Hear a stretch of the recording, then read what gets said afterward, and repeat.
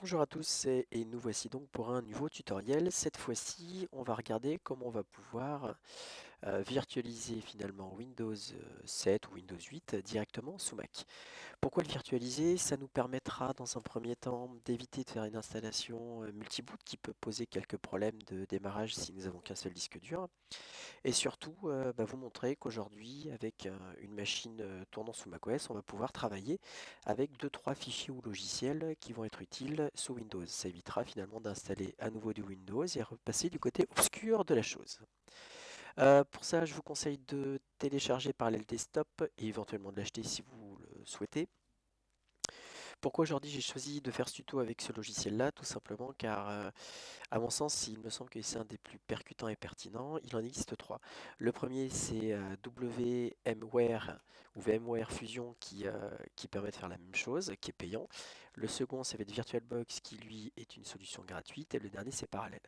Après avoir fait quelques recherches sur Internet, j'ai pu m'apercevoir que Parallel Desktop était finalement beaucoup plus efficace du fait de la gestion des gros fichiers lors de la virtualisation et surtout qui va permettre de tout simplement pouvoir faire les mises à jour directement en mode virtualisation et sans finalement faire trop ralentir la machine. Alors pour faire ça, tout simplement, on a plusieurs solutions. Comme vous pouvez le voir, j'ai lancé Parallèle. Je peux installer Windows à partir d'un CD ou d'un fichier image, migrer Windows à partir d'un PC ou utiliser Bootcamp. Alors ne surtout pas utiliser Bootcamp lorsqu'on est sous Hackintosh, car finalement Bootcamp vient se subtiliser à notre caméléon ou à notre caméléon, en fonction de comment on l'appelle, et ça vient commencer à mettre un bazar colossal. On voit aussi qu'on peut télécharger une virtualisation d'Android avec les SDK nécessaires et Chrome OS pour ceux qui veulent se lancer un petit peu pour voir ce que ça donne. Alors nous on va faire installation de Windows à partir d'un fichier ISO ou d'une image. Je sélectionne, je fais continuer.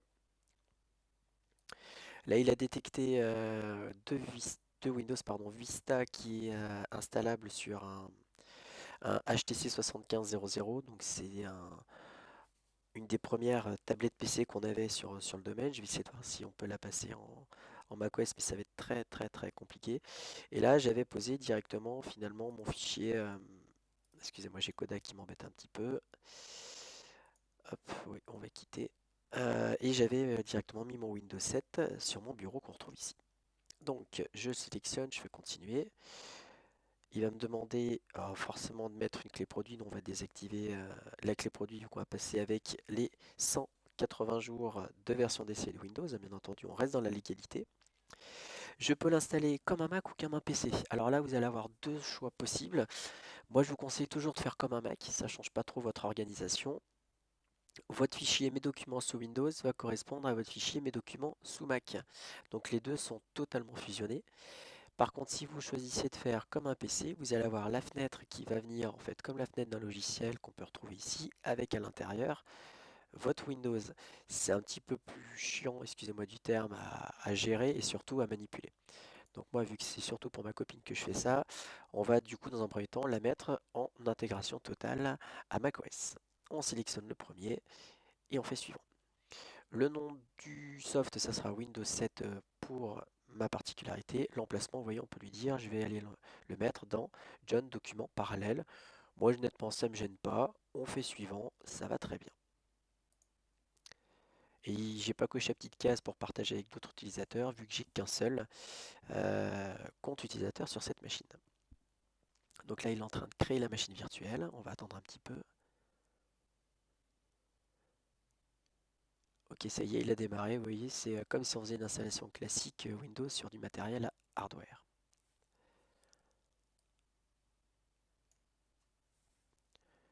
C'est relativement rapide, hein, on va dire pour l'instant.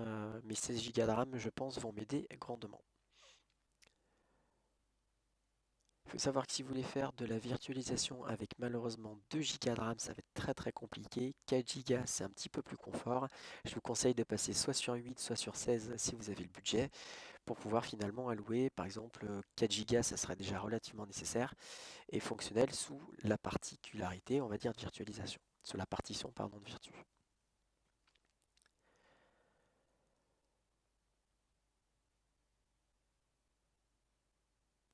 Allez, on va mettre en pause donc l'installation. Vous allez voir, voilà, hop.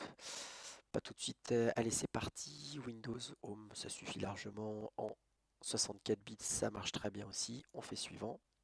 Et là, c'est une install classique.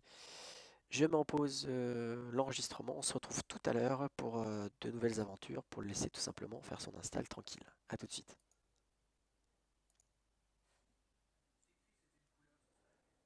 Alors voilà, on vient de finir l'installation de Windows et on s'aperçoit qu'on va avoir sur notre bureau un nouvel icône dans le dock qui s'appelle Parallel Desktop. Si jamais il n'est pas dans le dock, on fait un petit spotlight et on va rechercher directement Parallèle. Alors ça, c'est une ancienne vidéo que j'avais faite.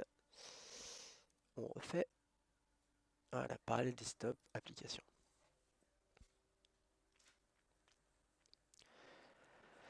À partir de là, on va avoir Windows qui va être intégré directement dans Mac.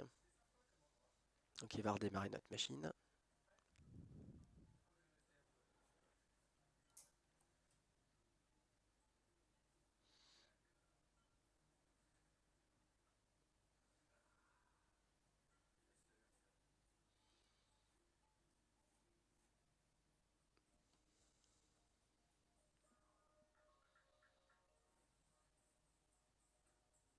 Et voilà, il reprend la machine au même endroit où vous l'avez laissé.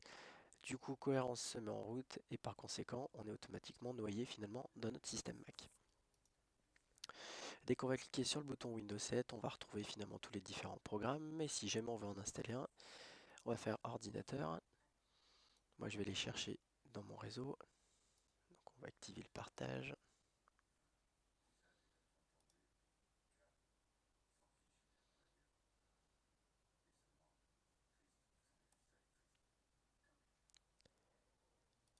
Et là, vous voyez que j'ai tous les disques durs qui peuvent remonter, que ce soit un disque dur réseau, autre, etc. etc. Le PSF, ça va être votre Mac finalement, avec la partie desktop, où là on a toutes les vidéos et autres, tous les différents projets sur lesquels on peut travailler ou pas. Là, c'est mon disque dur réseau, donc on va aller chercher là-dedans, logiciel, Windows. Allez, qu'est-ce qu'on va s'installer? euh, Bah tiens, FileZilla. Bon, allez, Audacity. Lorsqu'on va double-cliquer, à partir de là, il va installer finalement Audacity dans Windows, qui Windows est installé dans Mac. On va créer un icône sur le bureau. Donc c'est une installation standard finalement. On fait suivant.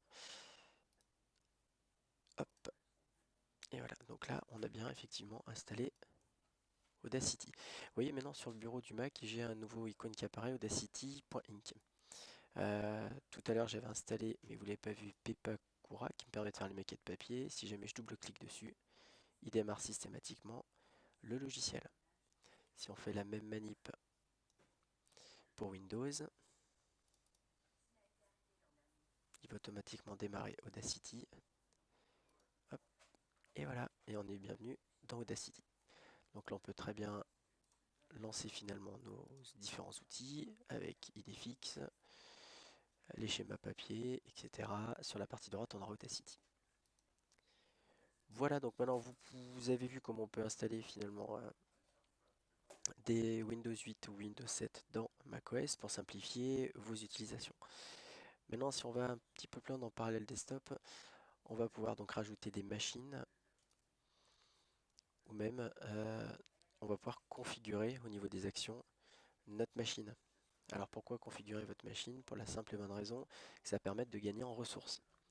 Moi, vous voyez qu'au départ, quand je l'ai configuré, je lui ai mis que sur les 4 cœurs de mon processeur, je lui en alloue 2. Au niveau de la mémoire, j'alloue 50% de ma mémoire vive pour qu'il soit relativement fluide et que je ne sois pas trop embêté. J'ai activé le mode cohérence qui est ici. On peut éventuellement le désactiver. On peut optimiser une multitude de choses. Après, on a les commandes de boot, etc. Mais là, je vous conseillerais de ne pas trop y toucher. Sur la partie graphique, sur ma carte vidéo, j'ai alloué 256 MO de RAM à celle-ci, voire même un petit peu plus, 349 pour être précis, pour avoir un minimum de fluidité graphique et pouvoir naviguer comme je le sens et comme je le pense. Voilà, j'espère que ça vous aura été utile. On va fermer la machine et puis à très vite pour une nouvelle information ou vidéo.